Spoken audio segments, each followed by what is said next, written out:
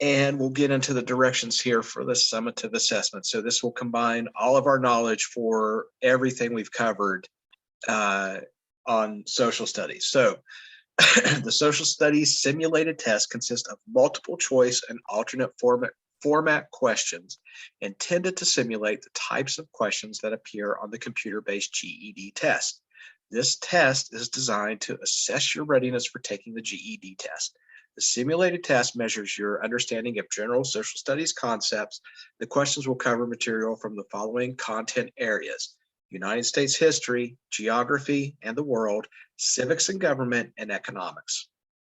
The questions are based on short readings or on graphs, maps, charts, cartoons, or illustrations, things we've all seen.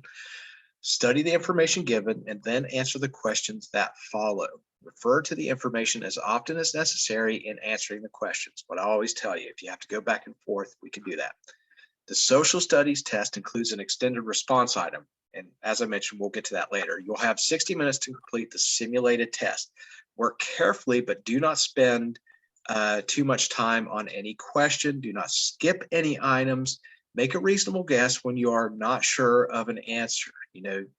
Best choice, use your intuition. You will not be penalized for incorrect answers. When time is up, mark the last item you finished. This will help, or this will tell you whether you can finish the real GED social studies test in the time allotted. Again, we're not too concerned. I just want to get a feel for the number of questions and the time it may take. Then complete the remainder of the test. We're just going to go straight through. And I'm, if you answer with the wrong, if you give us the wrong choice, I'm going to go ahead and correct so we get all the correct answers there. We could go back and we could take a look at things if there's a problem area or something after we do the test. We'll go back and take a look at those. All right, so if everybody's ready. Yeah. Yeah, let's do it. All right, so we're going to start here. It takes us a few seconds to load. And make sure, I looked at this earlier and I had a little problem with it it just did that. So make sure you scroll back up to the top. We haven't run into that for a while. We used to run into that in the beginning, towards the beginning of the class. So make sure you scroll back up to number 1. And I'll start off our passage and then we'll take a look at the graph and I'll start calling on you guys. So let's see here. The amount of money that consumers, businesses, and the government have available to spend is known as the money supply. Rapid changes in the money supply can cause economic problems, so it is important to keep it under control. This responsibility is among the duties of the Federal Reserve System. The graph illustrates the money supply's importance by tracking prices, production, and the money supply over a 20-year period. There is our graph. Okay, and then question 1, we'll start with Grace. Okay. During the first 10 years shown on the graph, what happened to prices when the amount of money in the economy increased? A, they rose sharply. B, they rose but more slowly than the increase in the money supply. C, they rose at the same rates as the increase in the money supply. And D, they fell. B. Yeah, B, they rose but more slowly than the increase in the money supply. B as in boy. 2, our same graph. Christiana, want to read number 2? Okay, number 2. When the supply of money grows faster than the rate at which the economy produces goods and services, what happens to the price? A, inflation causes price to rise. B, price rise, then fall, then rise again. C, price are not affected. D, the relationship cannot be determined. A. A, yes, 2 is A, right? So when the supply of money grows faster, inflation causes prices to rise. Very good. All right, we're going to keep moving here. So 2 was A, 3, our graph still. Nilda, would you mind reading 3?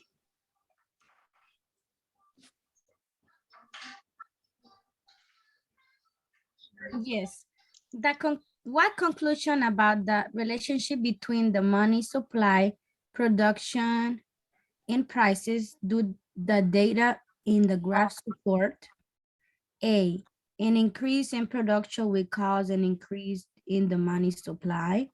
B, an increase in prices will cause a decrease on production.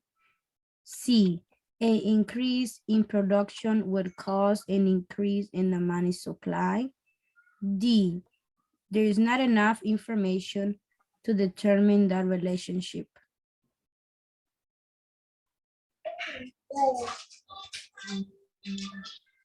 A, So it's D. There's actually not enough information there. Okay, we can go back and take a look at that one later. So 3 is D as in dog. Okay. 4. And we have a table here. So like I said, we won't spend a lot of time me going through. I'll just read the title here. So it's average annual earnings for selected occupations in the year 1890. So take, always consider our titles there. Annual earnings for selected occupations. Tracy, would you like to read question 4?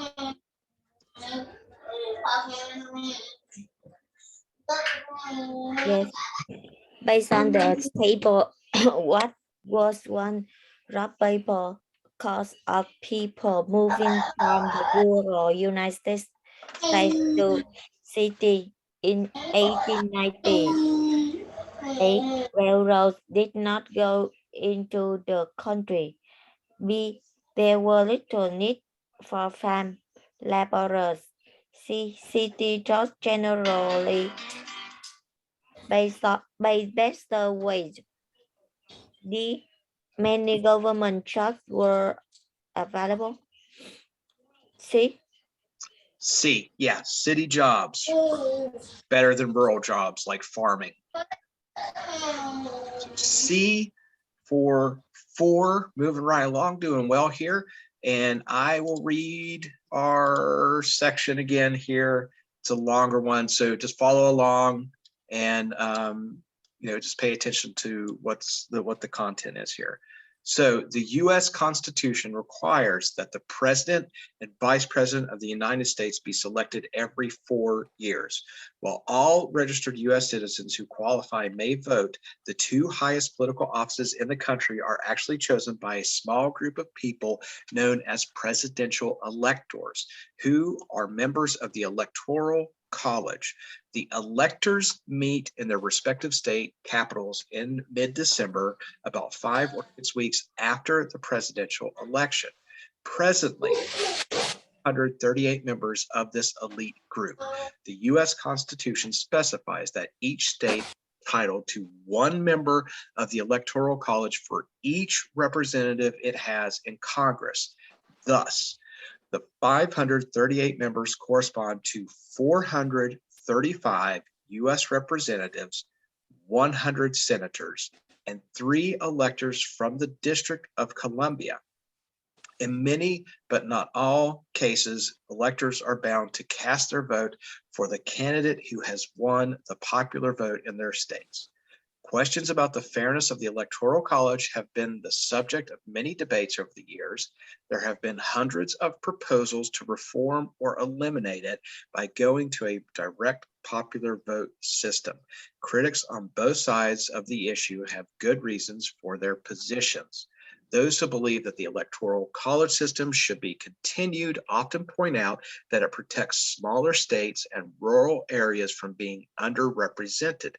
For example, without the Electoral College, it would be possible for a presidential candidate to win an election by obtaining a majority of the vote in only the 10 largest cities in the country.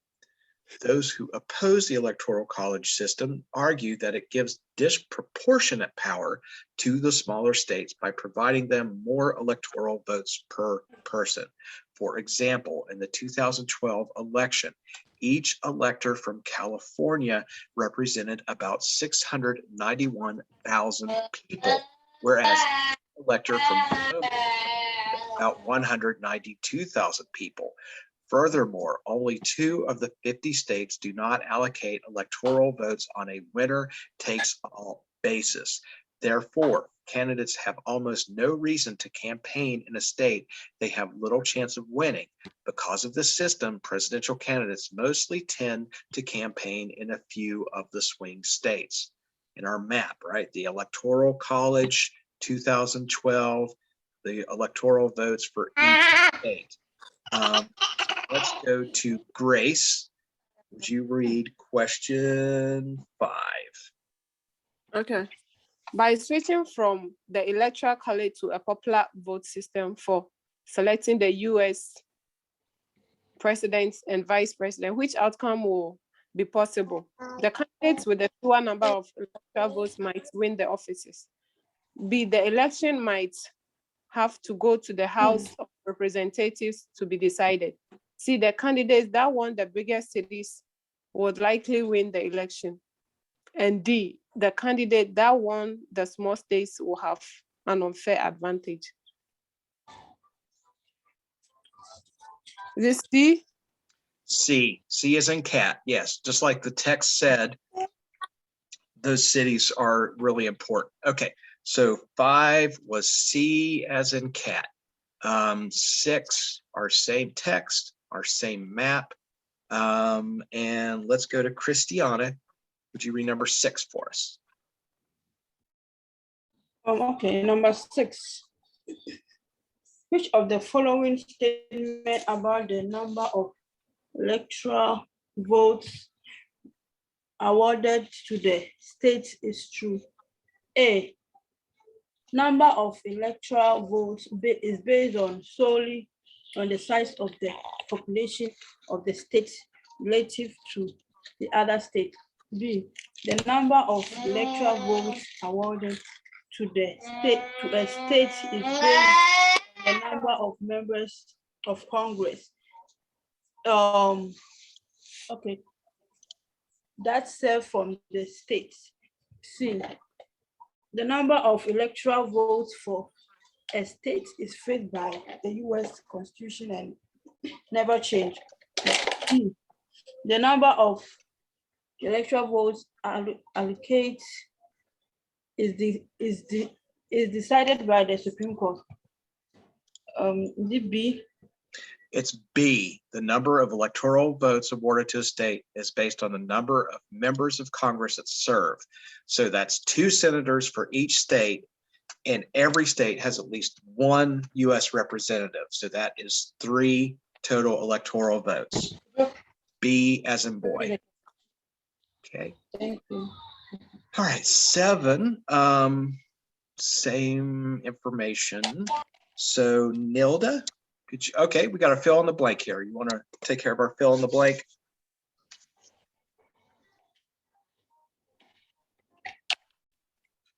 Yes, according to the map, line has the largest number of electoral votes.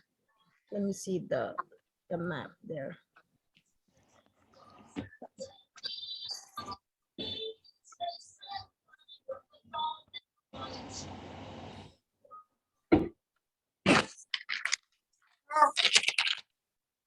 California? California, yep. So California.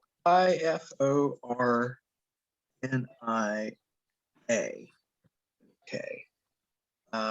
So California for number. Okay.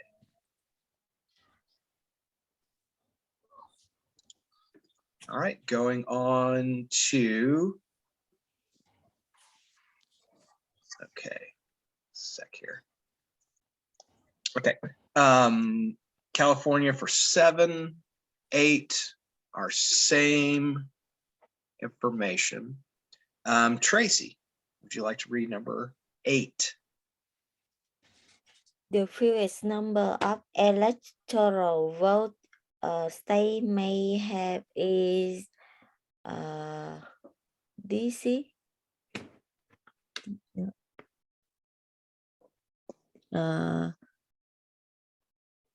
The number is 3.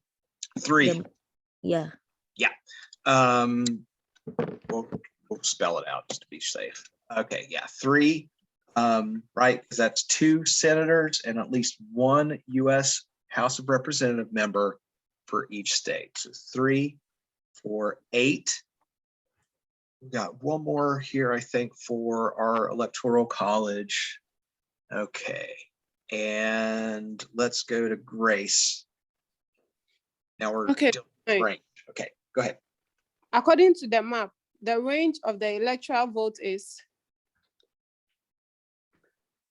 55 minus 3.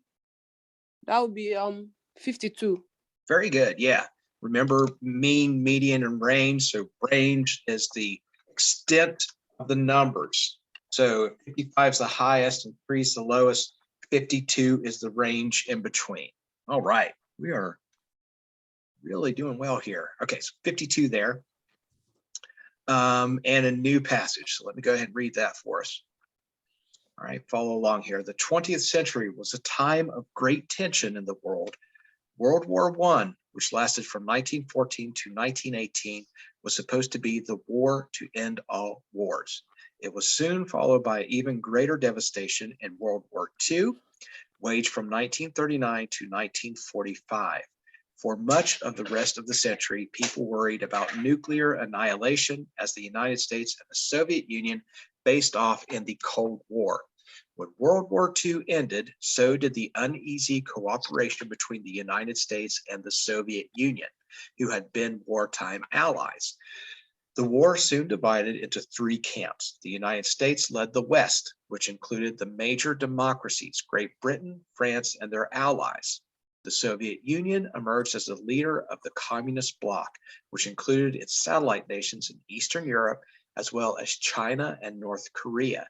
Much of the rest of the world formed a third group of non-aligned nations. In the early 1980s, it seemed as if the Cold War between the Soviet Union and the West would never end. But by 1989, Soviet political control began to break down. Nowhere were these events more dramatic than in Berlin, a city surrounded by communist East Germany. Since 1961, a wall erected by the East German government had separated the people of East Berlin. At midnight on November 9th, 1989, thousands of Germans stormed the wall that separated East and West Berlin. East Berliners tore at the Berlin Wall, venting their rage at decades of oppression. At the same time, West Berliners pounded out the tensions that had resulted from fear that they too might someday lose their freedom. By morning, the world's most notorious reminder that millions of people lacked basic human rights was coming down. And our picture there says the Berlin Wall separated East and West Germany. Okay, and let's go to Christiana for number 10. Okay, number 10. Why did the people of West Berlin fear and hate the Berlin Wall as much as the people of East Berlin? A. It prevented them from traveling to and from East Berlin. B. The wall was ugly and marred by graffiti. C. They feared that communism would spread to the West Berlin. D. The war divided Germany to communist East Berlin and capitalist West Berlin. Is it C? It's E. Yes, the fear that communism would spread to West Berlin. C as cat for 10. Okay. Oh, and a new section, new passage again for number 11. After the destructiveness of World War I, American citizens and politicians became weary of war. Many Americans had come to believe that U.S. entry into the war was the result of a push by bankers and arms dealers who sought to profit from it. As a result, public and political opinion in the U.S. turned towards isolationism and a policy of non-intervention in overseas conflicts. By the mid-1930s, another war in Europe and in Asia was becoming likely. Powerful forces in Congress pushed for legislation to guarantee the neutrality of the United States. In 1935, Congress passed the first Neutrality Act, which involved a 6-month prohibition on exporting arms to any foreign nations engaged in war. It also advised Americans who traveled to nations at war that they did so at their own risk. President Franklin D. Roosevelt and his chief foreign policy advisors objected to the legislation, fearing it would limit the ability of the United States to help our European allies. However, due to public opinion and political resistance, Roosevelt signed the legislation. The Neutrality Act was renewed in 1936 with an additional restriction that forbade all loans or credit to any countries at war. Once again, when the law was about to expire in 1937, it was renewed and extended with another important change. The president was given discretion to sell any items except arms to nations at war as long as they paid for them in cash and transported them in their own ships. This cash and carry provision gave Roosevelt a way to assist Great Britain and France in any war against Germany. Congress passed yet another revision of the Neutrality Act late in 1939.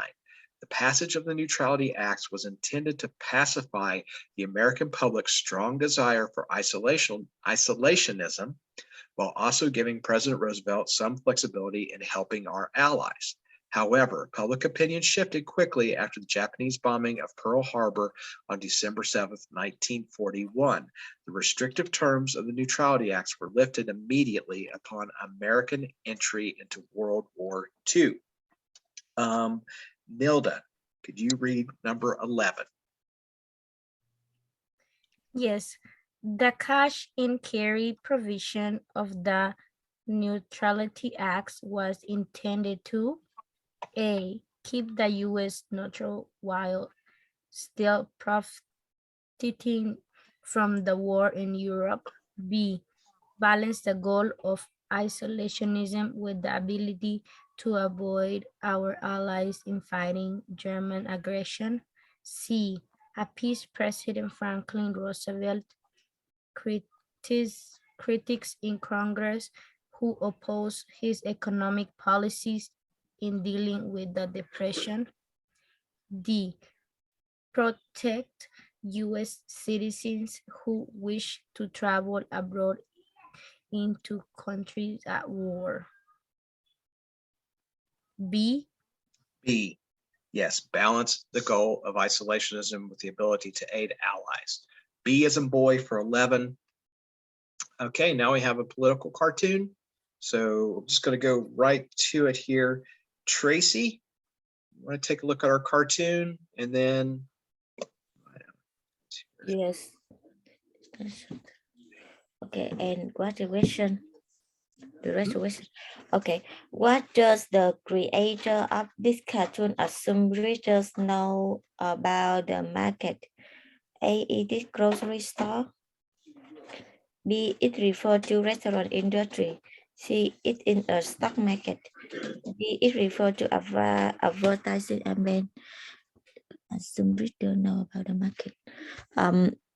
Could I see the picture again? Yep. Oh, here we go. I'm going to cut his head off, but I think you get the idea.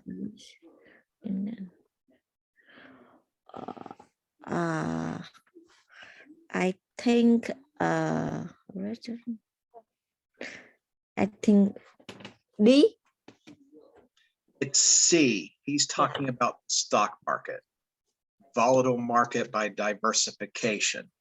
So that's an assumption that people know he's talking about the stock market. C for 12. And a new passage, excerpt from the Declaration of Independence, right? We hold these truths to be self-evident, that all men are created equal, that they are endowed by their Creator with certain unalienable rights, that among these are life, liberty, and the pursuit of happiness. That to secure these rights, governments are instituted among men, deriving their just powers from the consent of the governed. That whenever any form of government becomes destructive of these ends, it is the right of the people to institute new government. The history of the present King of Great Britain is a history of repeated injuries. He has subjected us to a jurisdiction foreign to our Constitution and unacknowledged by our laws, quartering large bodies of armed troops among us, imposing taxes on us without our consent, depriving us in many cases of the benefits of trial by jury, suspending our own legislatures, and declaring themselves invested with power to legislate for us all in cases whatsoever, themselves being Parliament. Let's go to Etta. How about 13? Can you read number 13 for us? Okay. It says, which sentence best summarizes the first paragraph of the historical document? A, everyone should be treated equally. B, people would be better off without any government. C, governments are established by men. Or D, governments that do not protect rights of the people should be replaced. D. D as in dog. Yes, governments that do not protect the rights of the people should be replaced. It's part of the Declaration of Independence. And then we have a picture here of it's Ben Franklin and Jefferson, and I'm not sure who the other fellow is. Maybe, oh yeah, right here. It's 17. Oh, that's the question. So I'm gonna go ahead and toss that to Grace. You're gonna read question 14 for us. Okay. In 1776, Thomas Jefferson, Benjamin Franklin, John Adams, and others wrote the Declaration of Independence. This document declared that the 13 colonies will be free from British rule. What conclusion can you draw about the writers of this document based on the painting? A, they were conflicted about whether they should write it. B, they were deeply concerned with the document's content and language. C, they fought with each other over the document's contents. And D, only two of the men shown were actively involved in the writing of the documents. B? B, yeah. They were deeply concerned with the document's content and language. By looking at the picture here, they're examining what their words and how they should write it. B as in boy. Nilda, 13 was D as in dog. Let's go ahead and type that in there too. 13 was D. 14 was B. And we have a passage, and I think we have, oh, we got a bunch of stuff. So I'll read the passage, then we'll take a look. Maybe I'll go ahead and read that table because we have some drop-down boxes to answer here. So 15. So questions refer to the following passage and chart. So as Greece was entering its golden age, a new power was rising on the Italian peninsula to the west. In 509 BC, the Latin people of Rome overthrew the Etruscan kings who ruled them. They set up a republic in which the city's citizens elected representatives to govern them. However, an aristocracy of certain clans quickly gained control of the elected offices.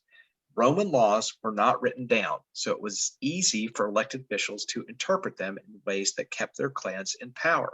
Citizens of Rome soon demanded change. Around 450 BC, Roman law was put in writing and became more democratic. For example, all citizens gained the right to hold public office. Citizens who owned property were also required to serve in the Roman army.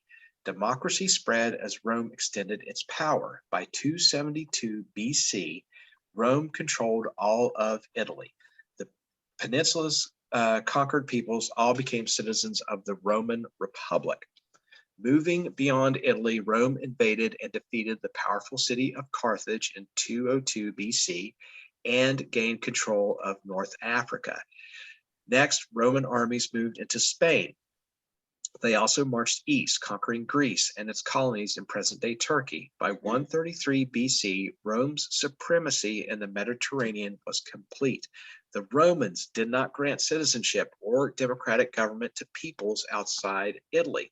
Instead, the conquered peoples were ruled by an official appointed by Rome and backed by a Roman army of occupation. Government of the Roman Republic, and each title here. So Senate, citizens elected upper-class Romans to a 300-member Senate, which passed laws, set foreign policy, and controlled government funds.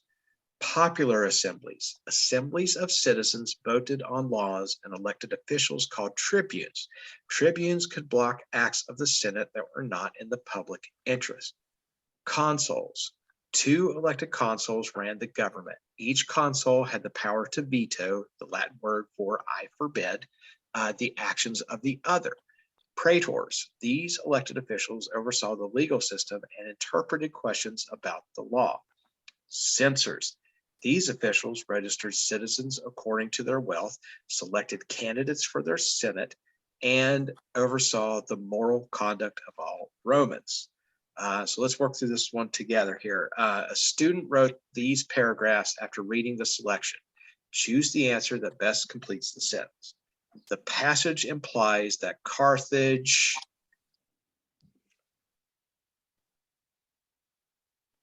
what do we know about Carthage from the passage? A A was located in was located in North Africa. First drop down is A. The passage implies that Carthage was located in North Africa.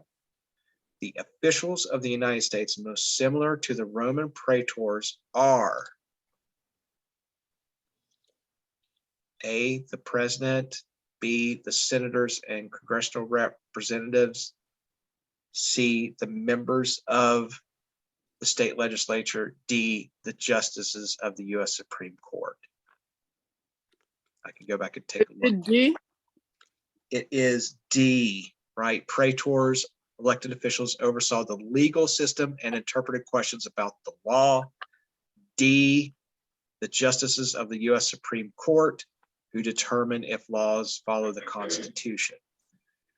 The information suggests that the ancient Romans most valued wealth and trade, political and military power, freedom and equality, or equal rights for women. Political and military power. B, yes, political and military power. So our first drop down was A, located in North Africa. The second is D, the justices of the U.S. Supreme Court. And the third is B, political and military power. Okay. And moving along. Okay, a little more text here. So in the American system of government and politics, a number of rights are considered basic to individual freedom and the practice of democracy. Some of these rights are spelled out in the Constitution. Others are simply values that most Americans share. The 5 rights that most Americans consider to be their most fundamental rights are described in the following chart. 5 fundamental rights. Freedom of speech. The First Amendment states that Congress shall make no law abridging the freedom of speech. Free speech issues generally relate to expression by individuals. Freedom of the press. The First Amendment prohibits Congress from abridging the freedom of the press. Free press issues generally relate to expression by the media, such as newspapers and TV news programs. Freedom of association. Although there is no explicit guarantee of freedom of association, the Supreme Court has held the right to associate is an outgrowth of the freedoms of speech and assembly. Freedom of religion. The First Amendment says that Congress shall make no law respecting an establishment of religion or prohibiting the free exercise thereof. Equal protection of the laws. Equality before the law means that law applies to all equally unless there is a clear reason for a distinction, such as a law setting in a minimum age for working. This right is protected by the 14th Amendment. Let's go to Christiana for number 16. Number 15. Okay. In recent years, there has been controversy over whether prayer should be permitted in public schools. Which right would both sides be able to turn to for support in the disputes? A. Freedom of speech. B. Freedom of the press. C. Freedom of association. D. Freedom of religion. D. D, yeah, freedom of religion. Very good. D is a dog for 16. 17, so it says in 1776, the Continental Congress declared the American colonies free and independent of Great Britain. In urging the delegates to the Congress to sign the Declaration of Independence, Benjamin Franklin issued the following warning: we must indeed all hang together, or most assuredly, we shall all hang separately. Nilda, how about reading question 17? Yes. Which of the following statements best captures Franklin's logic? A. The Declaration of Independence was addressed to Great Britain. B. Too few delegates were present at the Continental Congress. C. The delegates could only succeed if they united. D. Few of the delegates to the Continental Congress were against declaring independence.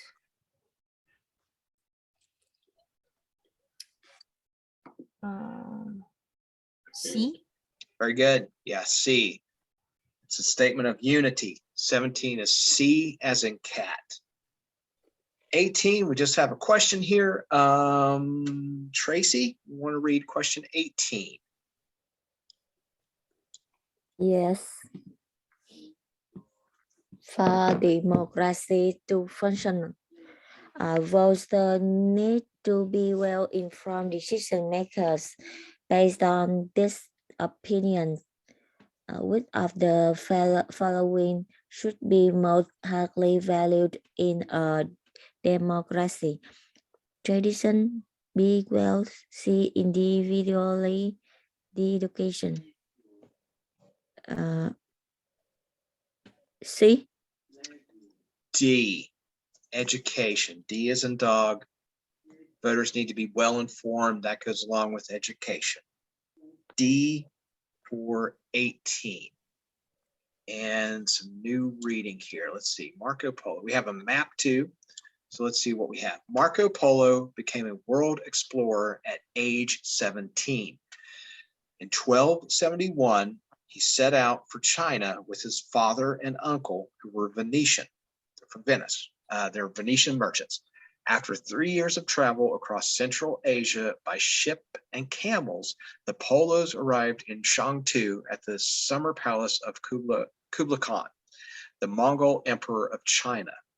Marco quickly became a favorite of the Khan, and for 17 years traveled throughout China as the Khan's representative. Near the end of this time, the Polos were ready to return home. At first, the Khan was unwilling to let them leave, but in 1292, he agreed and allowed them to sail to Persia. From there, they were finally able to reach Venice in 1295, 24 years later. Shortly after Marco Polo's return to Italy, he gave a detailed account of his experience to a writer. The book that resulted is known today as the Travels of Marco Polo.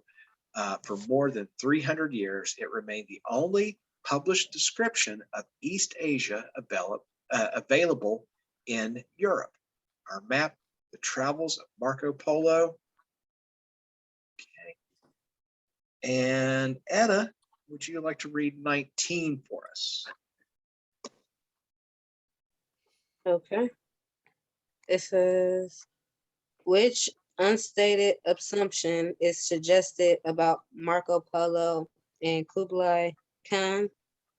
A, Kublai Khan feared Marco Polo. B, they enjoyed traveling together. C, Kublai Khan admired and trusted Marco Polo. Or D, Marco Polo feared Kublai Khan.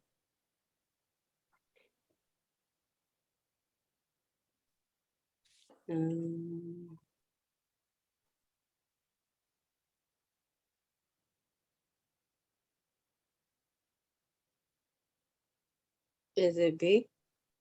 It's C. Kublai Khan admired and trusted. Let him travel around the Mongol Empire in China. C as in cat for 19. 20, we got our same passage about the polos. And let's see here. Let's go to Grace for 20. Okay. The Polo's trips to China and back each took 3 years. What map information support the idea that they took less time on their return trip? A, on their trip to China, they traveled through Persia. B, the trip home was along a more direct route than was the trip to China. C, the trip to China covered a much greater distance than did the trip home. And D, the trip home was mainly over water, while the trip to China was mainly over land. Let me see. Okay. D.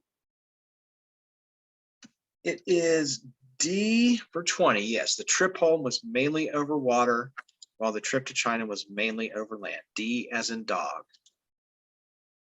Okay. And 21, we got a new passage here, a short one here. So newspapers played an important role in getting the Constitution ratified or approved. While many writers argued against the Constitution, Alexander Hamilton, James Madison, and John Jay wrote strong editorials in favor of the Constitution. These editorials convinced many people to support ratification of the Constitution. The writings became famous and were collected into a book called the Federalist Papers. Which value does the publication of editorials for? Oh, I'm reading the whole question. How about we go to Christiana? Just read that final bit there about the question, okay?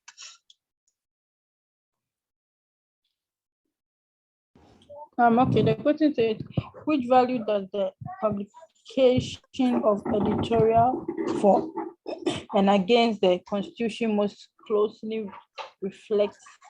A, desire for innovation. B, desire for objectivity in the law, in the news. C, respect for opening debate. Wish for conformity. Is it C? It is C, respect. One is C. Okay. All right, and we have ratification of the Constitution. That is our chart here. Not going to take time to actually read all of the information on there. Let's go to Nilda for 22. Yes, you want me to read the question? Yeah, read the question. We can go back and look at the chart if we need to. Okay. What can you conclude from the chart about ratification of the Constitution?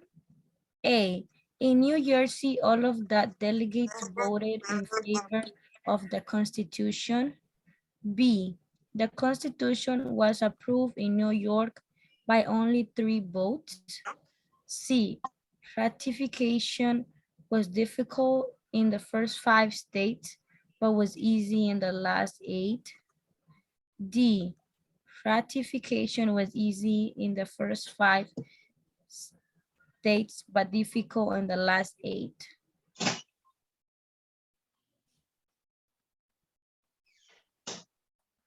Okay.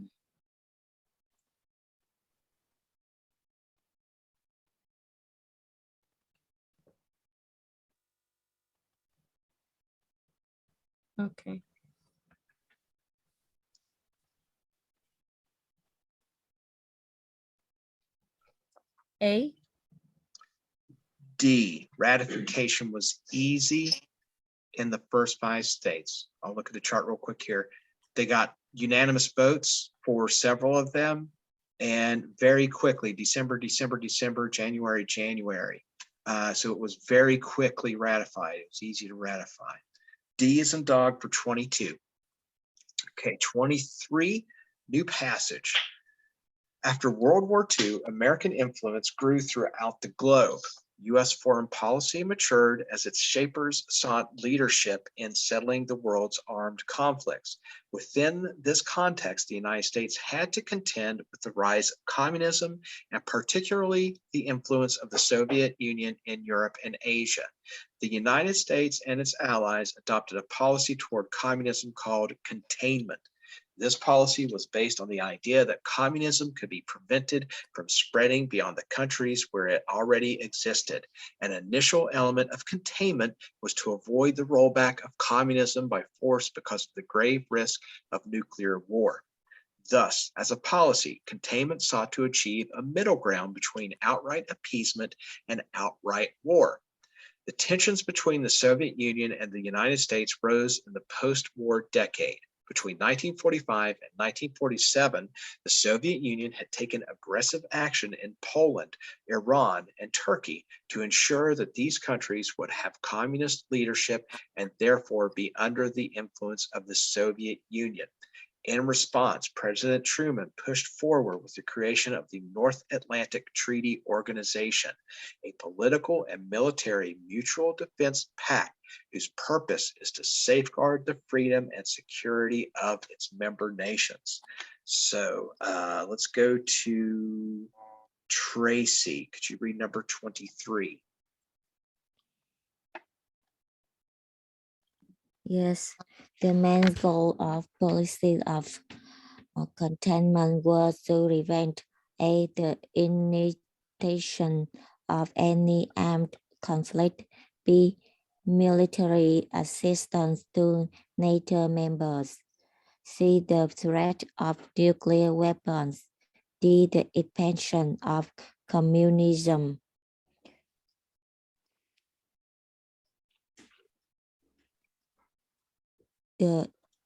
The C. D, they were worried about the expansion of communism. They're trying to keep that in, locked into one region. 23D as in dog. Okay. And oh, got more on Marco Polo. I think it's the same passage. I'll read it real quick, just to refresher. Marco Polo became a world explorer at age 17. In 1271, he set out for China with his father and uncle, who were Venetian merchants. After 3 years of travel across Central Asia by ship and camels, the Polos arrived in Shangtu at the summer palace of Kublai Khan, the Mongol emperor of China. Marco quickly became a favorite of the Khan and for 17 years traveled through China as the Khan's representative. Near the end of this time, the Polos were ready to return. At first, the Khan was unwilling to let them leave, but in 1292, he agreed and allowed them to sail to Persia. From there, they were finally able to reach Venice in 1295, 24 years later. Shortly after Marco Polo's return to Italy, he gave a detailed account of his experiences to a writer. The book that resulted is known today as The Travels of Marco Polo. For more than 300 years, it remained the only published description of East Asia available in Europe. I think we have hotspots to choose now. Etta, you want to take a look at the question there? Let's see if we can find the hotspot.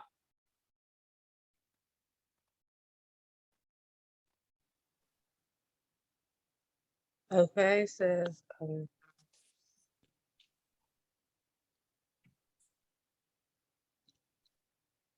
okay, choose the hotspot on the map that shows where Marco Polo, his father, and his uncle started their journey. in China? It was Venice. So we're looking at China here and then Europe here, and they were Venetian. So they started over here in Venice. And we can also look at that by looking at that blue line, route of Marco Polo to China. So Venice, I'll click that. And we hit submit and we get our green block. So click on Venice for number 23. 24, we're going to have another hotspot to look at. Grace, would you like to look at our map here or read our question? We'll look at the map. Okay. Choose the hotspots on the map that shows where Marco Polo first met Cavucan. Okay. Where they first met. The Do you blue remember line. from Yeah. the text? Yeah, So there you go. So we just got to find Shangtu, right? And Shangtu is way over here on the eastern side of China. Okay, above Beijing. So Shangtu, let's submit that. That lights up green for us. Shangtu for 24. Okay, and then a new passage, 20. Whoa. Okay, no, that was 25. Did we miss one? No, we're good. We're good. Okay. Sorry about that. Got off of my count. I want to make sure that I'm on track here. So 26. We're on to 26 now. As settlers pushed westward in the mid 1800s, they needed roads, canals, and railroads so that the farms and towns they started could prosper. At the same time, the nation was becoming more industrialized. All this created a great need for labor. As a result, the United States experienced a great wave of immigration. From about 1830 to 1880, more than 10 million people arrived. Most of them were Irish, German, English, or Scandinavian. To develop the region west of the Mississippi River, Congress passed the Pacific Railroad Act in 1862. The government granted public land to the Union Pacific Railroad and the Central Pacific Railroad companies. In return, the companies agreed to build a railroad line to the Pacific Ocean. Selling some of this land to settlers helped the companies pay for railroad construction. Each company hired thousands of laborers for the exhausting and often hazardous work. Most of the Union Pacific's 10,000 workers were Irish immigrants. The Central Pacific's slightly larger workforce consisted mostly of Chinese laborers. Some of these Chinese had come to California during the gold rush of 1849. However, most were recruited in China and brought to the United States specifically to work on the railroad. The Union Pacific started at Omaha, Nebraska, and began laying track westward. The Central Pacific began in Sacramento, California, and began laying track eastward. Because the government's land grant were based on the project's progress, each company wanted to be the one to lay the most track. After a 7-year effort, the two lines met at Promontory, Utah on May 10th, 1869. As a crowd of politicians, railroad officials, and workers cheered, the president of the Central Pacific drove in a golden spike to connect the tracks and complete the nation's first transcontinental railroad. Let's go to Christiana for 26.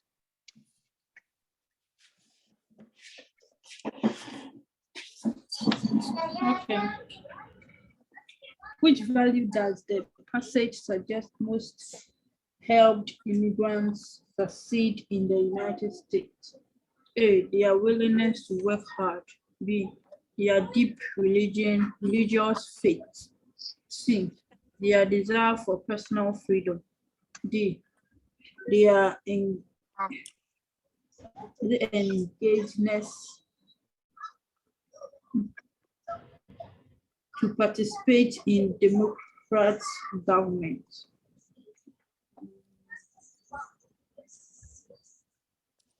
The A. Yes, their willingness to work and often take hazardous jobs. So that could also be said to 20A for that. And our same passage about the Continental Railroad. 27, Nilda, you want to read question 27?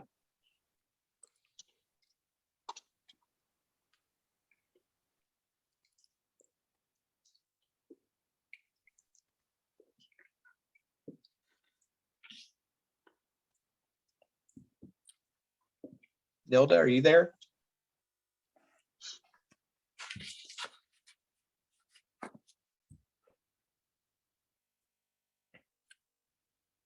We'll come back to you. Let's go to Tracy. How about you read number 27 for us? Yes, which law was most similar to the Pacific Railroad Act of 1862, the Civil Rights Act of 1866, which gave citizenship to all people born in the United States, B, the Interstate Commerce Act of 1887, which created a government agency to oversee the railroads. C, the Highway Act of 1956, which authorized the building of an interstate highway system. D, the Immigration Act of 1990, which creates the number of immigrants allowed into the United States. A. C. So it's close. It's like the expansion of roads and services. So the Highway Act of 1956, which authorized the building of an interstate highway system. So that complemented the railroad. All right, 27 is C as in cat. Okay, and 28, a new map, early colonization of North America.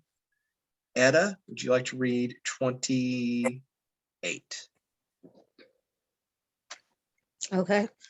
Excuse me. It says, which of the following is a conclusion supported by information from the map? A, Spanish colonists settled in the southern United States in the late 1500s. B, English colonists founded Jamestown. C, French colonists established a settlement in Canada in the early 1600s. Or D, France, England, and Spain were major European colonizers of North America.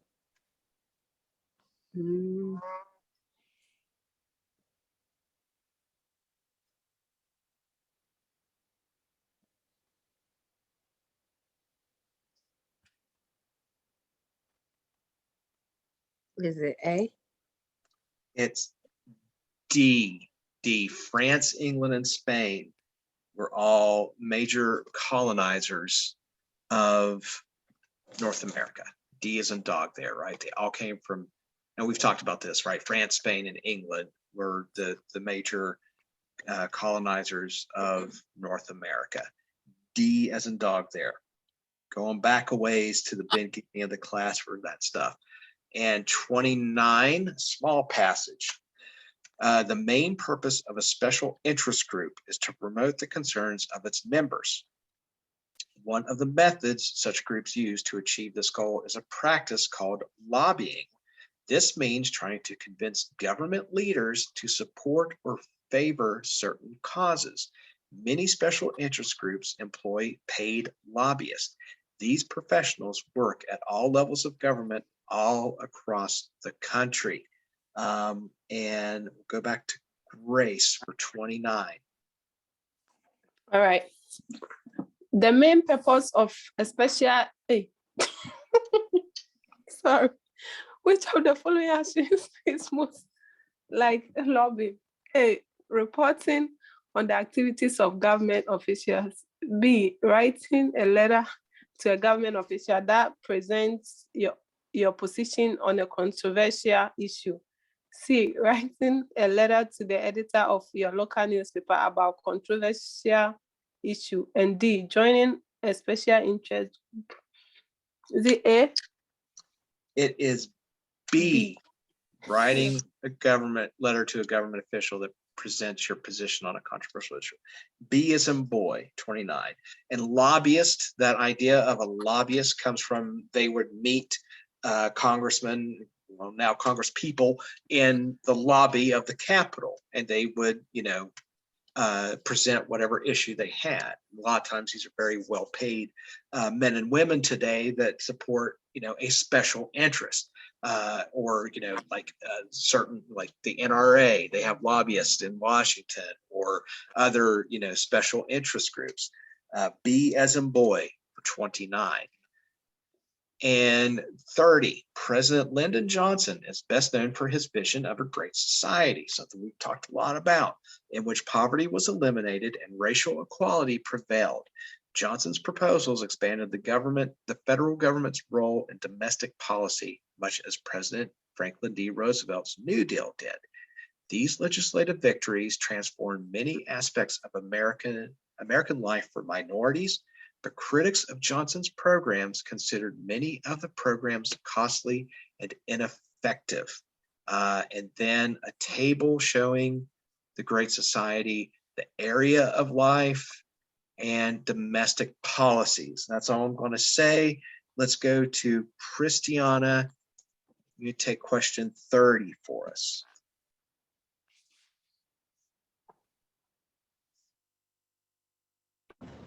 Number 10. In what ways was Johnson's Great Society most like FDR's New Deal? A, it helped much of the minority population break the cycle of poverty. B, it stressed education reform as the cornerstone of its agenda. C, it focused on a set of domestic legislative reform important for many Americans. D, it was opposed by the US Supreme Court, but managed to pass after lobbying by each president.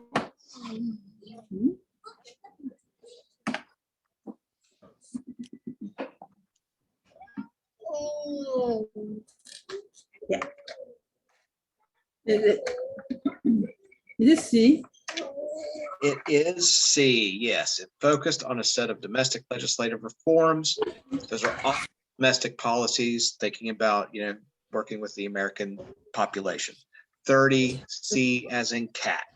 Nilda, let's take a look at our political cartoon, and we'll read question 31. Yes. What fact does the cartoonist assume you know to understand the cartoon? A, most Americans do not understand what the Internal Revenue Service does. B, all's fair in love and war means that there are a few rules in war. C, the Internal Revenue Service welcomes taxpayers to stop by with questions. D, the Internal Revenue Service offers special deductions to people who are in love.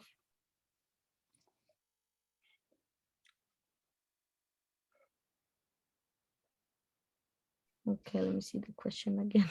Okay.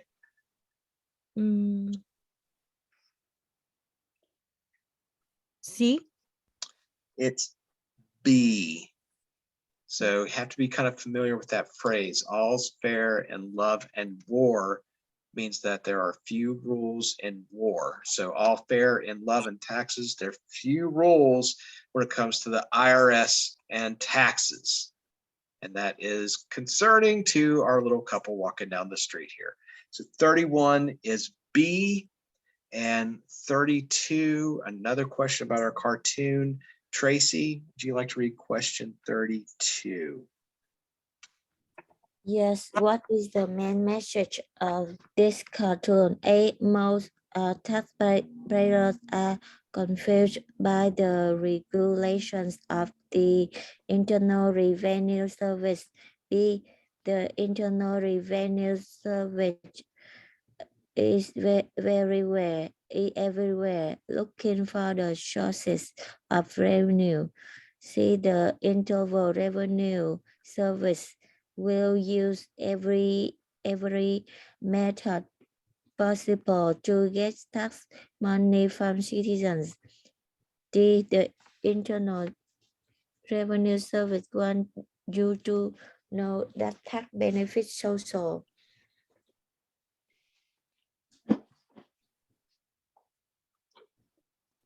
D. C, the Internal Revenue Service will use every method possible to get tax money. So all's fair in love and taxes, meaning that they're going to do whatever they have to do to get their tax money. Remember, IRS, Internal Revenue Service, responsible for collecting the revenue for the United States. And part of that, of course, the big part of that is regulating taxes and monitoring, us as individuals and businesses at large, as far as, collecting taxes and make sure that we're paying our fair due. 32, C as in cat. And then 33, it says, an executive order is a directive from the president to officers and agencies of the executive branch. The president is solely responsible for issuing executive orders and does so without any input from Congress. However, the constitutionality of an executive order may be challenged in the court system. Congress is free to pass new legislation that undoes an executive order. All presidents since George Washington have issued executive orders. President Theodore Roosevelt advanced the power of executive orders by issuing more than 1,000 of them. As might be expected, World War I and World War II brought about surges in the use of executive orders. President Wilson issued more than 1,800, and President Franklin D. Roosevelt more than 3,500. Perhaps the most extreme of the power of executive came from FDR, who used it to place Japanese Americans in internment camps for the duration of World War II. We talked a lot about that as well. So the number of executive orders by American presidents since President Kennedy has been in the 200 to 300 range. Many of these have been about important issues such as government surveillance programs, the integration of the military, and the desegregation of schools. Let's go to Etta for number 33. Okay. Based on the passage, which statement about the use of executive orders is accurate? A, the number of executive orders issued in recent decades has declined significantly compared to the number issued in the first half of the 20th century.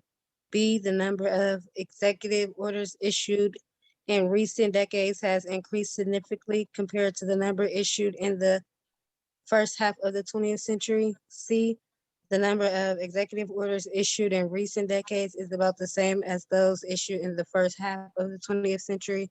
Or D, executive orders issued in recent decades have not been as important as those issued in the first half of the 20th century.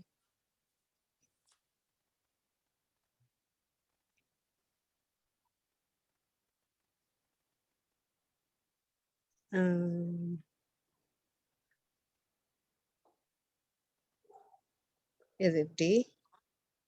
It is A. So the number dropped, right? It kind of peaked around the time of Franklin Roosevelt. So A, the number of executive orders in recent decades has declined And I was sitting here, I pulled that up while we were working on it. George W. Bush issued 291, Barack Obama 276, and Donald Trump 220 in his 4 years. A lot of times those executive orders are to reverse an executive order from a previous administration of the last president. So you got to keep that in mind too. 33 though, they greatly reduced.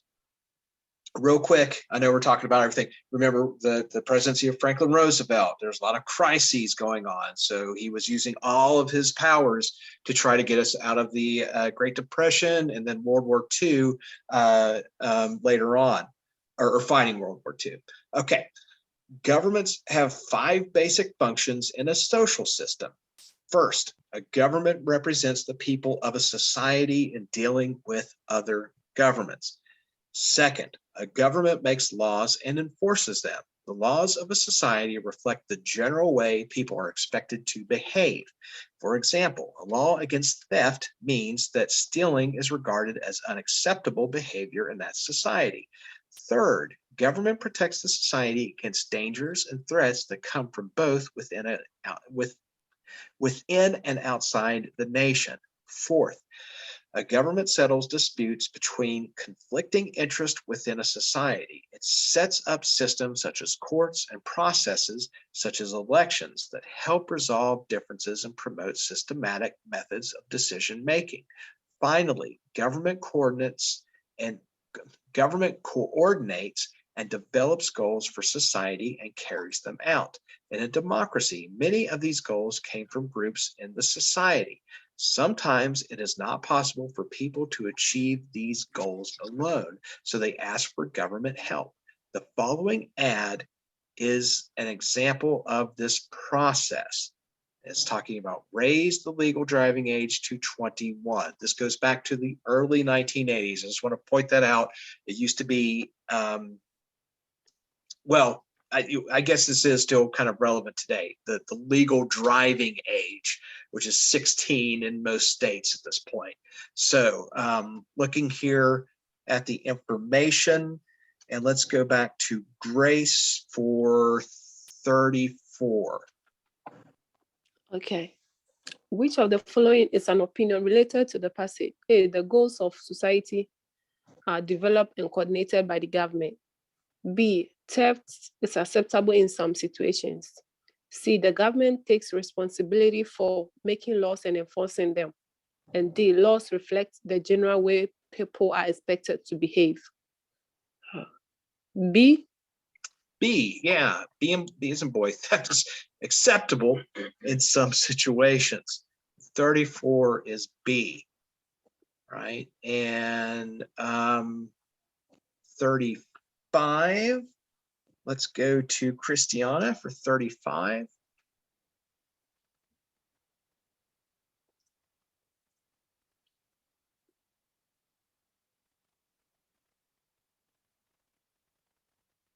Maybe.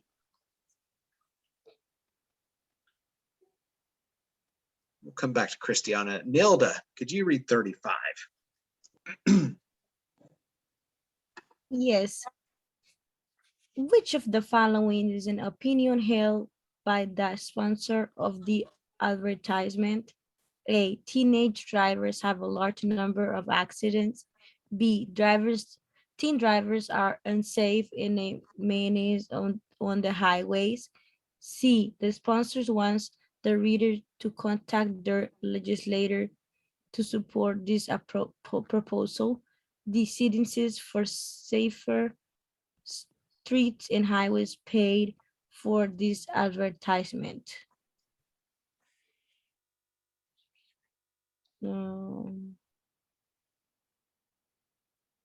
B? 35B, yes, drivers are unsafe and a menace to the on the highways. So that's some of that's opinion. They do tend to have accidents and everything, but you can't assert, that's more strong language and more of an opinion. So B as in boy for 35. And now we have an excerpt from the farewell address of George Washington, 1796. So at the end of his presidency.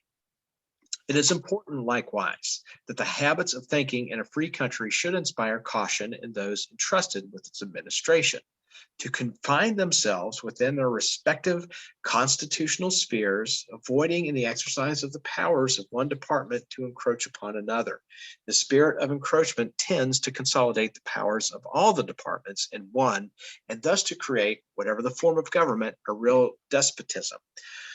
A just estimate of that love of power and proneness to abuse it, which predominates the human heart is sufficient. I'm sorry, wait a minute here.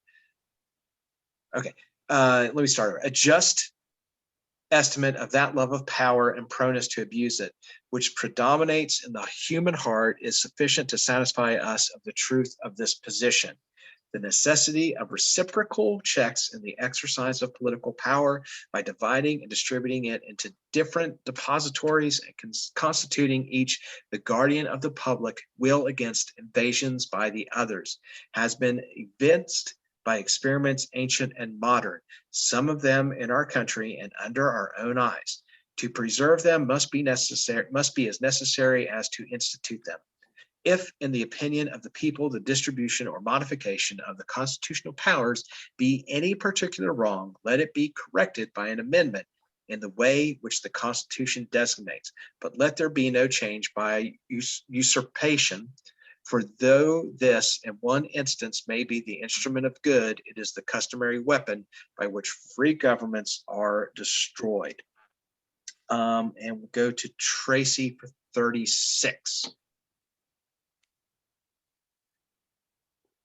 What is the George Washington warning the American people of in this except the Constitution should be ignored in case where one branch of the government was become too powerful. B, the government must be prepared to protect the welfare or common good of the nation by enacting new laws. C, leaders of a nation should be prepared to fight against any invasion for foreigners seeking to gain control of the depositories of the government. D, if one branch of the government was allowed to assert the power of the other branches, the democratic nature of the nation might be destroyed. D. D, yes, if one branch of the government was allowed to usurp is to take a position of power or influence illegally or by force. That's the definition. D then for 36. D is in dog. 37, we have kind of a flow chart here. So we'll just go straight to the question. I'm going to ask Etta here if you'd read 37 for us. Okay. Based on this diagram, how does the system of checks and balances affect the passage of new legislation? A, the president can veto new laws, but Congress can overturn this veto. The courts or Congress can decide if new laws are constitutional. B, the president can veto new laws, but Congress or the courts can overturn this veto. The courts can decide if new laws are constitutional. C, the president can veto new laws, but Congress can overturn this veto. The courts can decide if new laws are constitutional. Or D, the president and the courts can veto new laws, but Congress can overturn the veto. The courts can decide if new laws are constitutional.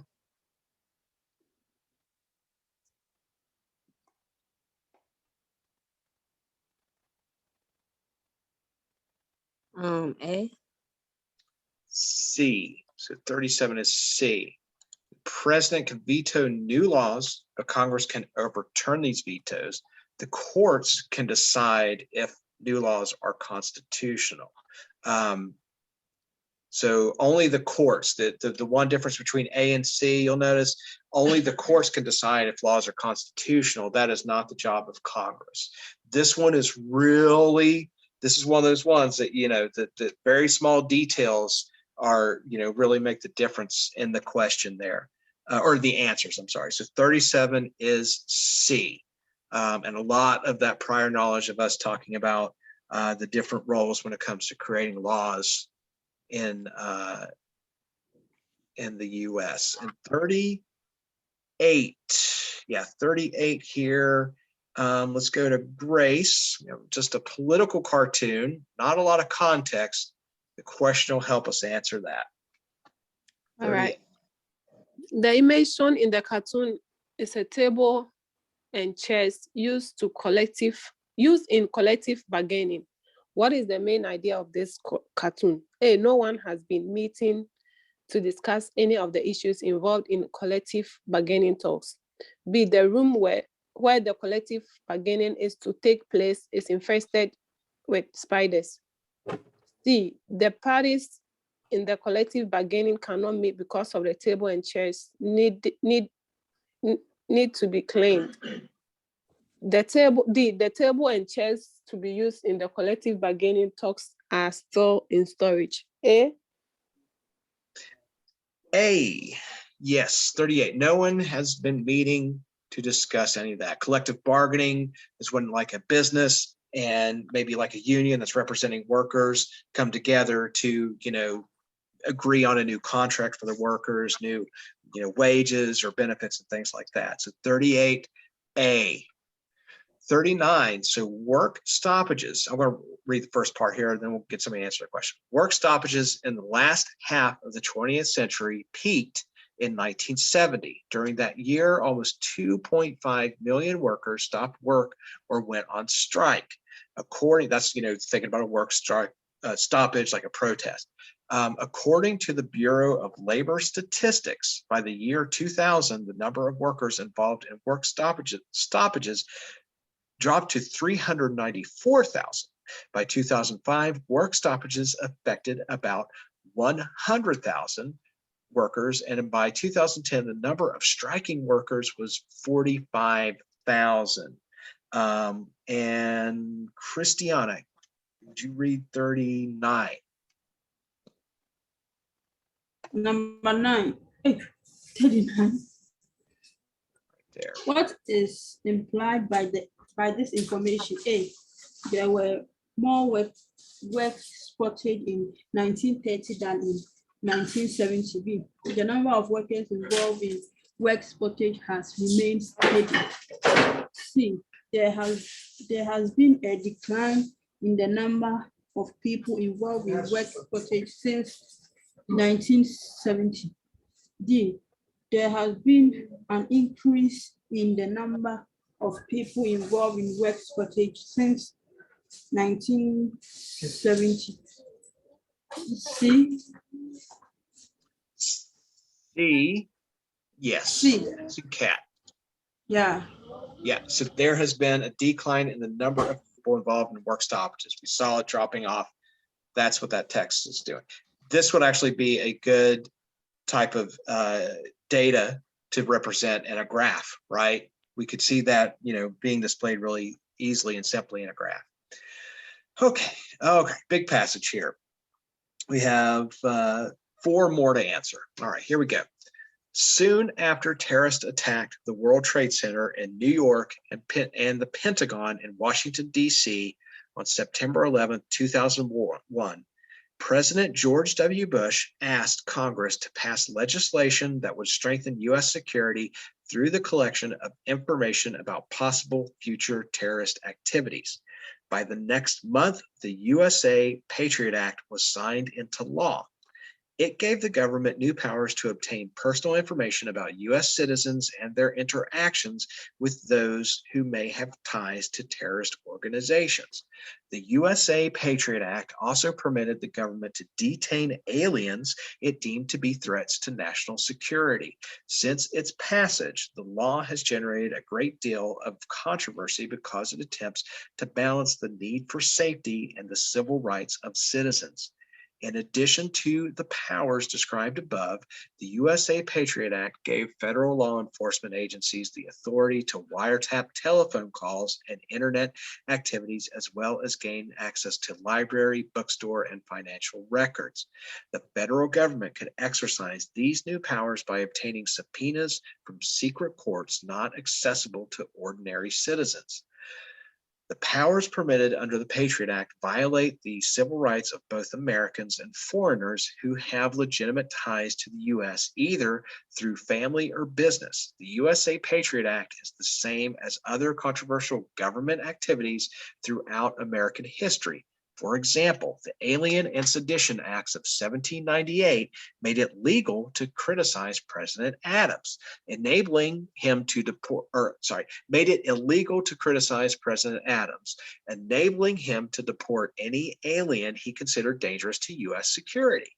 These laws were used to unfairly punish anyone who criticized President Adams or the leaders in his administration. Likewise, during World War I and World War II, the U.S. government was involved in severe censorship activities aimed at citizens whose ethnicities were the same as the country's war enemies, namely Germany and Japan. In the 1950s, when fear of communism gripped the nation, the federal government was involved in spying on native-born citizens to determine their loyalty to the country. In sum, the provisions of the USA Patriot Act allow for the same abuses of power that have occurred throughout our history whenever the security of the country has been assumed to be threatened.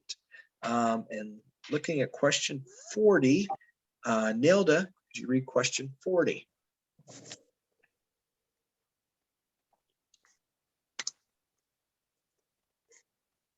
Yes. With which statement would the author of this passage most likely agree? A. Violations of the civil rights of the U.S. citizens are unfortunate but unimportant compared to the need to gather intelligence about terrorist organizations.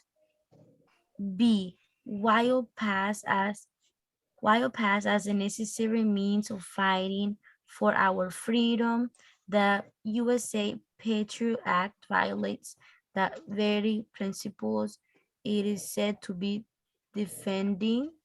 C. The U.S. court system is the best place to debate the pros and cons of the U.S. Patriot Act. D. It is best not to tell citizens about secret intelligence gathering operations, whether legal or illegal, since such important information will only upset them. C. B.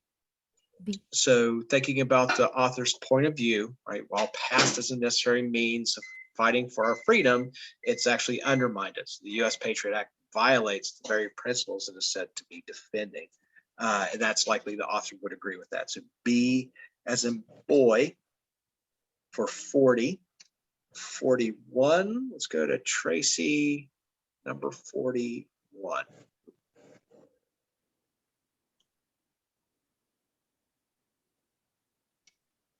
This author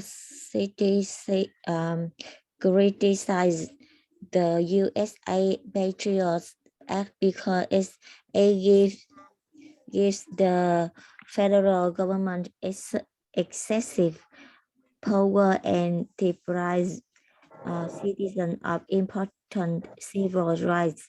B. Allows the government to collect unnecessary information at the expense of taxpayers. C is to argue about who the government is allowed to spy on. D is not subject to oversight by any judicial or legal body. C. 41, going with A, gives the federal government excessive power and deprive citizens of important civil rights. Okay, so 41 is A. 42, okay, might be our last passage here, hopefully. So 42, fossil fuels include all fuels derived from the underground deposits of coal, oil, and natural gas. Fossil fuels have been formed over millions of years from the buried remains of plant and animals. The burning of fossil fuels provides most of the world's energy. Less than 10% of the energy used is produced by other methods. The increasing demand for energy has begun to exhaust the supply of fossil fuels. Some experts estimate that coal will be gone in 250 years and that the world's known oil reserves may last only another 30. Other experts disagree and point to new technologies that they claim will provide fossil fuel for centuries to come. For example, Canada has been successful in developing new techniques that allow for the extraction of petroleum from tar sands that are abundant in parts of the country. Many have pointed out that the thousands of new jobs that this new technology has created. On the other hand, environmental groups have complained that even with the discovery of new oil reserves and the creation of these new technologies, the problems associated with fossil fuels are not being solved. And we have a political cartoon. Oh, it's Neil Young, who's been in the news here recently because he pulled his music from Spotify. Now let's see what it says about him. So to prove his integrity, Neil Young vows to burn no fossil fuels on his anti-oil sand tour. And then he's driving his little car that's burning fossil fuel and saying, kidding. So it's funny how these people that were relevant like 15 years ago or whatever are suddenly relevant again, and we're talking about them. Anyway, to finish up here, how about Etta? Did you read 42 for us? Okay. What fact does the cartoonist assume you know to understand the point of the cartoon?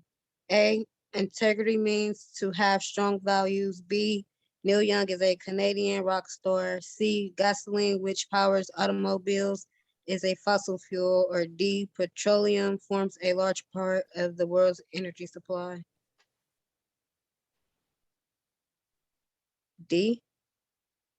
C. So you have to assume, right? If Neil Young's driving his car, he's burning gasoline. He's using fossil fuels, and that's the irony of that political cartoon, right? That he's protesting the oil industry. This tar sands where they extract oil, but obviously he's going to be using gas, which is just another fossil fuel, in order to do that. All right, 42, C as in cat. And 43, our final question. Let's go to Grace. Okay. Which conclusion is supported by the information in the passage and the cartoon? A, extracting petroleum from tar sands is a controversial practice. B, gasoline made from tar and extraction of petroleum is so expensive, only rock stars can afford it. C, very large cars get lower miles per gallon of gasoline than small cars. And D, Neil Young changed his mind about gasoline produced from tar sand while on tour. Is it D? It's A, considering passage and the cartoon, however you think about it, it's a controversial practice that's drew some attention a few years ago. So A for 43, and that is the last question. So I'm going to submit here. Okay. And I mean, you guys did really good. Of course, we went over time, which I said that wasn't going to be an issue. When you take the test, you're not going to be reading aloud every answer to the question, things like that. So that's going to help you, speed up some. And did want to kind of point out a few things here, and touch on maybe a couple questions where we had some difficulty. It's going to take a while to submit all the answers. I thought it might give us time frame here of how long it took us. I do not see that. Okay, so just a quick review. Let's see where we might have had some trouble spots. We did pretty well here. 3, growth in the money supply, production, and prices, when it talked about what conclusion about the relationship between the money supply, production, and prices. D was the answer. And so, you know, we see it here. We don't get enough about a relationship between the 3 to make, you know, that idea or to further, you know, any other conclusions that we can draw there. So that was D. We did pretty good. We got down to 12. Let's see here. 12. Oh, on our political cartoon. Yeah. So that's one of those things. I know political cartoons have been, you know, kind of a problem area for the class, and sort of getting that context. You know, and it can, the thing about the political cartoons, when you run into them in a test, they might ask you anything about it. You know, they might ask you something about the history. They might ask you something, you know, about the political content. In this case, they're asking about, you know, what the cartoonist assumes. And so if it, just generally speaking, you know, not just about the cartoon, but more generally, if you hear something about market, right, in social studies, it's dealing with the economy, first off, right? So it's definitely dealing with the economy. Secondly, it may be dealing with something like the stock market. So it's either the free market, so we're talking about capitalism. If you see, sort of using context clues, so this next song's about spreading risk in a volatile market by diversification. Those, you know, those words or should signal, you know, thinking about like a stock market, right? Diversification, a volatile market. If it said something about a free market, it might apply to something like capitalism. So, you know, that, and again, with the political cartoons, they may ask you any, you know, realm of questions. 18, let's take a look here.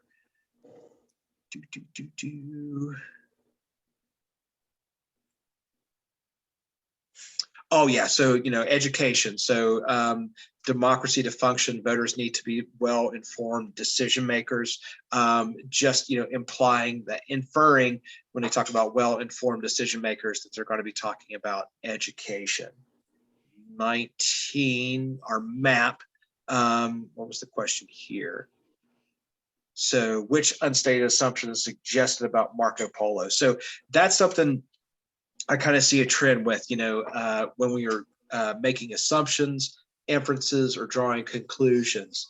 So that's something you know, you might want to slow down and take a look and reread when you get to those types of questions. So that seems to be a trend here I'm seeing with some of the answers. So let's drop down to 27. Okay, so that was a question about the settlers. So which law was most similar to the Pacific Railroad? So thinking about, you know, expansion of the US and the different sort of activities that helped us, you know, expand across the US and then connect us. So the Pacific Railroad was one. Later on, with the Highway Act, we had a road system to, you know, connect us from coast to coast and up and down. So those are kind of related, thinking about the context. 28. Okay, so that was a generalizing about the colonizing of North America. So, you know, drawing conclusion, it's going to be something that's fairly broad, right? And the thing about some of those other answers, they were very specific and they eliminated some of the other relevant information. So we've talked about, you know, is this relevant? Is this not relevant? In this case, England, France, and Spain were all relevant to that question. So make sure that you read your answers thoroughly. 31. Our political cartoon again. So that's an area that I'll have to figure out something as far as political cartoons, maybe to help you guys out. And again, it was that assumption, like what the cartoonist is assuming that you know. That seems to be an issue here, which we run into again with the Neil Young cartoons. So yeah, that's an area, particularly, you know, if you're less familiar with like American history or American culture, you know, you might not know a phrase like all fair is in love and war or something like that. So I'll see what we can do as far as looking at maybe some more help as far as political cartoons. I'm not sure exactly how to go about that. I'll see what I can find. 35 was also about an opinion. So looking at, you know, actually, we got that one. We got that one. We're good there. We're good. 38 was a political cartoon again. And then we got tripped up a little bit on the Patriot Act, which we didn't really talk that much about, but that came after 9/11, and it gave the federal government more powers as far as surveillance and you know, other types of activities to prevent another terrorist attack.